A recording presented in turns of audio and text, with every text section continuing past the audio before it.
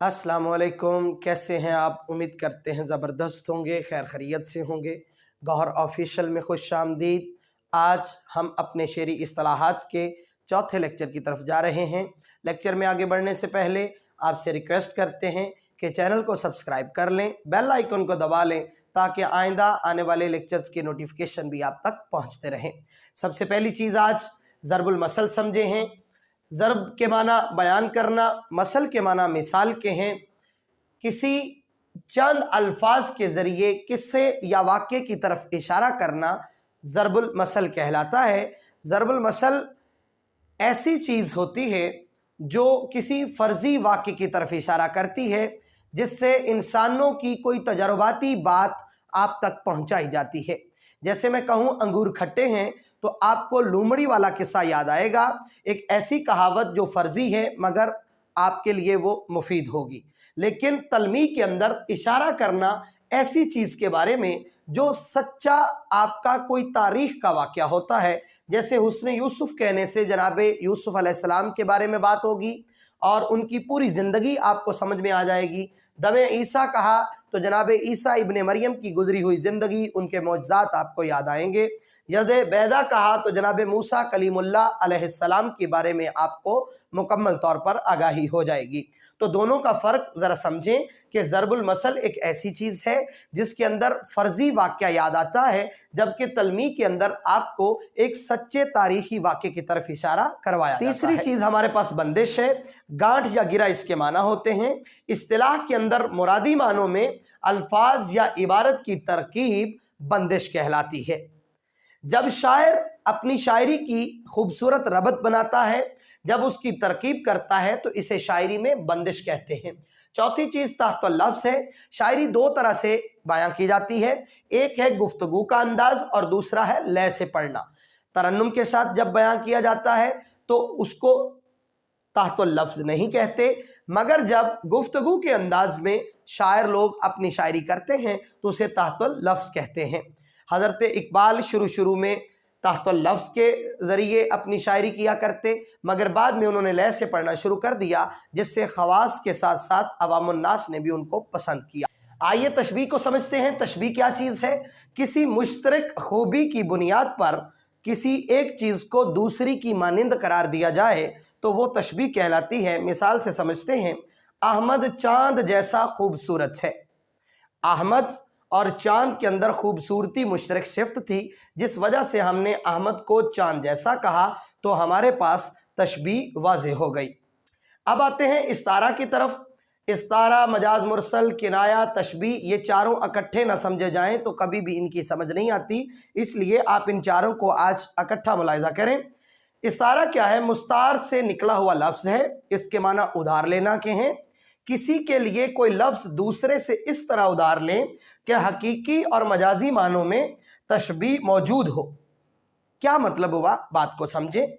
मैंने एक मिसाल लिखी है, मेरा चांद आया। मान लें कि ऊपर अहमद चांद जैसा खूबसूरत था, लेकिन अब मैंने अहमद को सीधा सीधा चांद कह दिया। अब जब मैंने अहमद को चांद कह दिया तो चांद में और अहमद के अंदर जो है मानों में वो एक तशबीह का ताल्लुक है। अहमद भी चांद जैसा खूबसूरत था, चांद भी खूबसूरत है, तो लफ्ज़ों में तो तशबीह नहीं है मगर मानों में तशबीह है, तो ये इस्तारा कहलाएगा। अक्सर लोग जब भी इस्तारा की मिसाल लिखते हैं तो वो बहुत ज़्यादा जो है कन्फ्यूजन का शिकार हो जाते हैं। कब? जब उनको कहा जाए कि इस्तारा में क्या जो जिसके लिए इस मुस्तार लिया जाता है लफ्ज़, उसका ज़िक्र होगा, तो वो शायद समझते हैं कि नहीं, अगर मैं यहाँ पे लिख दूँ अहमद मेरा चांद आया, अहमद मेरा चांद है, तो भी इसके माना और मफ़हूम में कोई तब्दीली नहीं है। इस्तारा की कोई भी मिसाल इस तरह से भी गलत ना होगी, क्योंकि हमने लफ्ज़ों में तशबीह नहीं ढूंढनी, हमने इसके अंदर मानों में तशबीह देखनी होती है। तो मानों के अंदर तशबीह ज़रूर है, जबकि लफ्ज़ों में तशबीह इस्तारा के अंदर मौजूद नहीं होती। आगे चलते हैं। हमारे पास मजाज मुरसल है। जब किसी लफ्ज़ के मजाजी माना इस तरह लें कि उनमें तशबीह का ताल्लुक ना हो। ऊपर मैं बात कर रहा था किसी लफ्ज़ के लिए इस तरह से उधार लिया है लफ्ज़ के اس کے حقیقی اور مجازی معنی میں تشبیہ موجود ہے۔ نیچے میں کہہ رہا ہوں اس طرح لیں کہ ان میں تشبیہ کا تعلق نہ ہو۔ جیسے میں کسی شخص کو کہہ دوں تم گدھے ہو، اب گدھے کے جو اصلی معنی ہے وہ ہے بار برادر، ایک جانور ہے، بوجھ اٹھانے والا، مشقت والا جانور ہے، جبکہ گدھے کو ہم مجازی معنوں میں ایک جاہل انسان سے تشبیہ دیتے ہیں۔ ایک جہالت کے لیے یہ لفظ استعمال ہوتا ہے۔ تو اب جہالت کا اور بوجھ اٹھانے کا کوئی آپس میں تعلق نہیں ہے، کسی قسم کی تشبیہ نہیں ہے، اس لیے یہ مجاز مرسل ہوگا، استعارہ نہیں ہوگا۔ تم گدھے ہو تو اس کا مطلب یہ بالکل بھی نہیں ہے کہ یہ استعارہ ہے۔ استعارہ تب سمجھا جائے گا جب ان کے معنوں میں تشبیہ کا تعلق ہوگا۔ امید ہے کہ آج آپ نے بہت عرصے بعد ان دونوں کو واضح طرح سے جو ہے سمجھا ہے۔ آپ ہمیشہ اس میں گڑمڑ کر جاتے ہیں کہ استعارہ اور مجاز مرسل میں کیا فرق ہے۔ مجاز مرسل کی بہت ساری اقسام ہیں، جز کہہ کے کل مراد لینا، کل کہہ کے جز مراد لینا، تو وہ اس کی ایک الگ بحث ہے، لیکن اس کا بنیادی فرق سمجھیں۔ استعارہ کے اندر لفظوں کے حقیقی اور مجازی معنوں میں ایک تشبیہ کا تعلق ہوتا ہے۔ جیسے میں کہوں حیدر شیر کی طرح بہادر ہے، یہ ہو گئی تشبیہ۔ اگر میں کہہ دوں حیدر شیر ہے تو یہ ہو گیا استعارہ، کیونکہ حیدر کو بہادری کے ساتھ تشبیہ دی جا رہی ہے اور شیر بھی بہادری کے ساتھ ایک نسبت رکھتا ہے۔ دونوں معنوں میں اگر تشبیہ کا تعلق ہے لیکن لفظوں میں تشبیہ کا بالکل بھی عنصر نہ موجود ہو تو وہ استعارہ ہوتا ہے، اور اگر لفظوں میں تشبیہ کا تعلق نہ ہو، اگر معنوں میں تشبیہ کا تعلق نہ ہو، نہ لفظوں میں نہ ہی معنوں میں، تو پھر وہ مجاز مرسل ہوگا۔ استعارہ کے اندر معنوں میں تو تشبیہ کا تعلق ہوتا ہے مگر لفظوں میں نہیں ہوتا، اور تشبیہ میں باقاعدہ لفظوں میں ہی تشبیہ کا تعلق موجود ہوتا ہے۔ آئیے کنایہ سمجھتے ہیں۔ کنایہ کے معنی پوشیدہ بات کے ہیں۔ اصطلاح میں وہ الفاظ جن کے غیر حقیقی معنی مقصود ہوں مگر حقیقی بھی لے لیے جائیں تو وہ جائز ہوں۔ کیا مطلب ہے؟ مثال سے سمجھیں، پیٹ کا ہلکا ہونا۔ ہم جب کسی کو کہتے ہیں کہ تم بہت پیٹ کے ہلکے ہو تو اس سے مراد ہوتا ہے کہ کسی کے پاس راز محفوظ نہ رہتا ہو، کسی کے پیٹ میں بات نہ پچتی ہو۔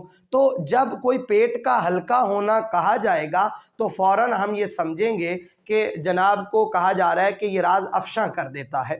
لیکن اگر ہم پیٹ کے ہلکا ہونے کے لفظی معنی کو دیکھیں تو پیٹ کے ہلکا ہونے سے مراد ہے کہ پیٹ کے اندر کوئی چیز نہیں ٹھہر رہی، تو یہ بھی اگر کہیں تو بھی درست ہے، اور اگر اس کے مجازی معنی لیں کہ یہ بندہ جی راز نہیں بچا پاتا تو یہ بھی درست ہے۔ تو اس لیے کنایہ جو ہے اشارتاً بات تو ہوتی ہے لیکن اس کے اندر مجازی اور حقیقی معنی دونوں لیے جا سکتے ہیں۔ جبکہ آپ نے جب بھی کبھی مجاز مرسل، استعارہ، تشبیہ، تلمیح کو دیکھا ہوگا، ضرب المثل کو دیکھا ہوگا تو ان کے اندر ایسی کوئی خصوصیت موجود نہیں ہوتی۔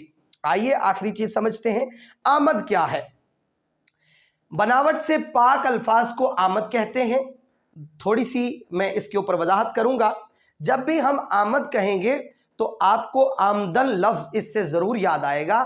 آمدن آنا کو کہتے ہیں، آمد بھی آنا کو کہتے ہیں، فارسی زبان کا لفظ ہے۔ کسی چیز کا وارد ہونا، کسی چیز کا آ جانا، تو خود بخود دل میں جو بات آ جائے، اصطلاح میں، شاعری کی اصطلاح میں اس کو آمد بولتے ہیں۔ مثال سے سمجھتے ہیں، جہاں آنکھ بند ہوئی آمد ہو جاتی ہے۔ وہ شاعر اتنا پکا ہے کہ جیسے ہی آنکھ بند کرتا ہے اس کو آمد شروع ہو جاتی ہے۔ جب کسی کے دل میں خود بخود کچھ باتیں آنے لگ جائیں، جب کسی کو اللہ کی طرف سے رحمت ہو جائے اور اس کے پاس خود بخود الفاظ کا ذخیرہ آنے لگ جائے تو اس کو شاعری کے اندر آمد کہتے ہیں۔ امید ہے آج کے لیکچر میں آپ نے بہت ساری نئی باتیں سیکھی ہوں گی۔ ہمارے چینل کو سبسکرائب کرنا نہ بھولا کریں، اور ویڈیو اگر پسند آئے تو لائک بھی کیا کریں۔ انشاءاللہ اگلے لیکچر میں نئی بات ہوگی، تب تک کے لیے اجازت دیجیے۔ اللہ نے کے بعد